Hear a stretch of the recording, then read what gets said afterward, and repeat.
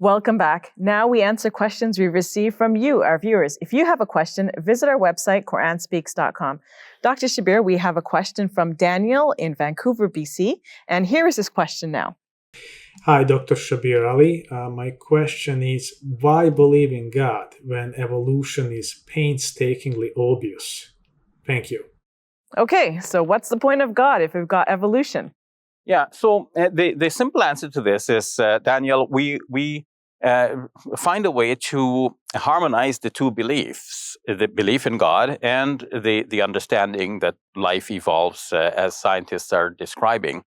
This sort of harmony has been achieved in many ways by many people. For example, Stephen Jay Gould, who is a known evolutionist, and has written many books on evolutionary biology. And nonetheless, he wrote a book entitled Rocks of the Ages, in which he's saying that religion and science are two different magisteria, two different teaching authorities. Mm-hmm. And they're two rocks of the ages. So either we learn something through science or we're learning through religion. They're going to be in harmony with each other.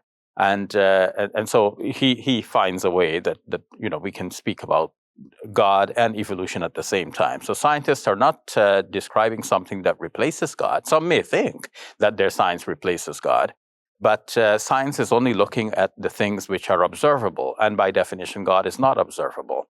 So you could have God and you can have this process at the same time. In short, we would say that God is creating through the process of evolution.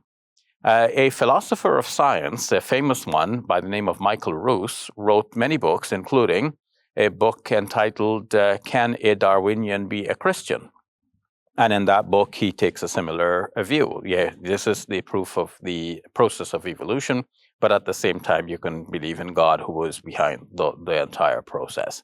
As a Muslim interpreter of the Quran and of the traditions of our faith, I find also that it is easy to harmonize the two. We would say that what we object to in the Darwinian evolutionary scheme is the idea that things happen without God.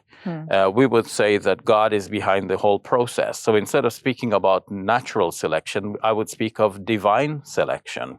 Instead of speaking about naturalistic evolution, I would speak about creative evolution.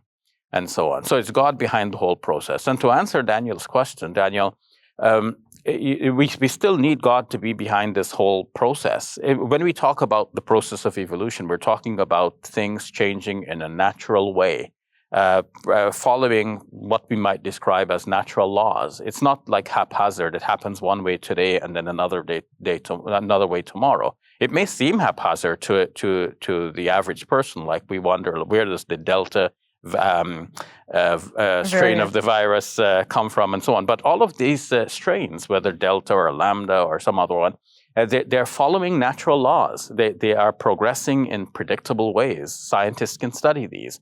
And when we know that things are following these natural laws, the question arises like, who is behind the whole system to make things operate according to what we can describe as natural laws? There has to be a master planner, a grand designer. And for us, that grand designer is God, the almighty creator of the universe.